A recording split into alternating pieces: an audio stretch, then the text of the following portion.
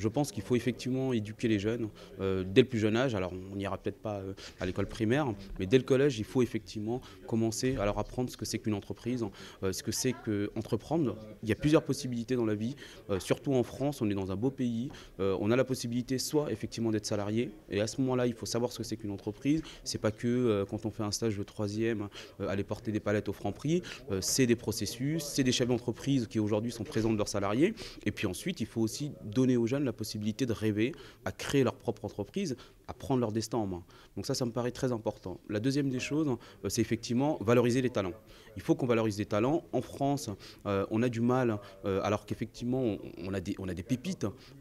Par-ci, par-là, il faut valoriser les talents, il faut aller les chercher, il faut effectivement leur faire confiance, il faut arrêter avec cette espèce de culture de l'échec qui est complètement, pour moi, désastreuse. Je rappelle juste, en passant, que avoir des échecs, c'est aussi la possibilité de pouvoir mieux rebondir par la suite. Donc il faut des échecs pour pouvoir mieux nourrir les futures expériences. Et puis pour moi, là pour le coup, on est vraiment dans des enjeux, on va dire, sociétaux.